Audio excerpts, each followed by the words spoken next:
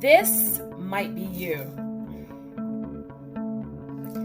In this video, I'm going to be talking to you about hair loss on the carnivore diet, 3 reasons why it happens, and 3 things that you can do to help promote hair growth during this process. Sizzle, serve, yum. My name is Melody Johnson. I'm from Sizzle Serve Yum, where I'm talking about a transition from keto to full-time carnivore.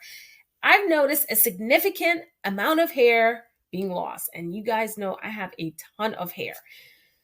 I have been a little bit worried because I would see like chunks coming out. Sometimes I would be brushing my hair and I'm like, why is all this hair on my brush? Well, for starters, with any diet, and this is fact number 1 that I just found out, is any diet, whether you're on keto, carnivore, your body is now sending a signal that it's not getting enough nutrients and vitamins when you are. And it's rerouting all of those nutrients and vitamins to very important organs. Think about your heart, think about your lungs, right? And so your body's pretty much prioritizing those organs instead of your hair growth. It's like, hey, get in the back seat, you're gonna have to wait, or go to the back of the line, you have to wait your turn. So that's one way of why your hair is falling out. And again, it happens on any diet. I just found this out. The second reason why your hair is falling out is because you are not eating enough protein. Now, my thought process when I first started a carnivore diet was maybe if I eat less and less meat, I'll be okay. On the carnivore diet, you should be getting more than enough protein to help you with your energy levels, to help you to also be able to function and have not that foggy head. Also, when you have enough protein, that's going to help you to develop something called keratin. That is a main protein for your hair. That's what's going to help your hair to feel soft and look nice and shiny and full. And so you have to make sure you're having an adequate amount of animal protein, animal fat to help you with that. How do you do that? I'm gonna explain in a minute how you can do that and what I've done. But that's one of the reasons why your hair might be falling out. The third thing as to why your hair is falling out is because of cortisol levels. Oh, my favorite hormone.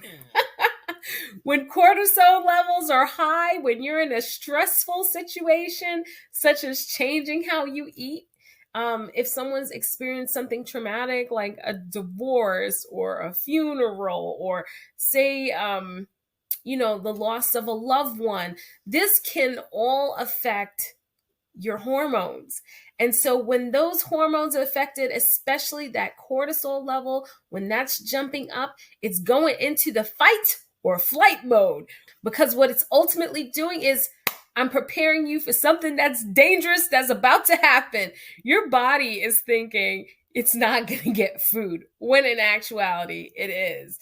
So that is why you're going to be experiencing some of that hair loss, some of that shedding, and some other things that you're going to find that might happen during this process is the hair is going to break. You may have split ends. You may have like really dry texture hair, even though you're putting like a ton of moisturizer on.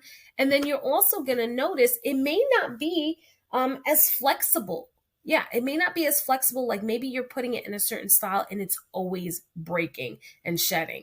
So those are just some of the signs that you'll see when you're also not getting, again, not enough nutrients, not enough protein, and then your body thinks it's under stress, under a dangerous situation when it's not. What did I do to help with this? Well, the first thing that I did, and this is going to sound crazy, but I went ahead and I started monitoring how much meat I'm consuming. And that would be through an app I would use, and let me show you right now. Oops. I would use that MyFitnessPal app. And I'm just going to show you. That's how it looks. That's MyFitnessPal. You can download this app for free. I'll put the link in the description for you. I don't get any kickbacks from this, guys. It's just a free resource. I wanted to make sure you had it so you could use it. But you can keep track of how much protein you're eating, and then maybe see on some days when you are doing your hair based off of the diet that you've had from that week, how much your hair is shedding. I will tell you another bonus tip that's going to help you with promoting hair growth, and you're going to like this one because it's something that you can incorporate in carnivore diet, and that's going to be eating more omega-3 types of foods. So omega-3s are great from salmon. You know, I even like the skin on salmon. If you kind of crisp it up, it tastes so good. Maybe I'll have that for dinner. Another thing that you can have that's fabulous and it's very affordable is sardines. I know some people cannot always afford salmon. Salmon can be a little pricey sometimes, but you can have the option of getting sardines in water and still gain those omega-3s to help you. It can not only help with brain function, but it can also help you if you have arthritis.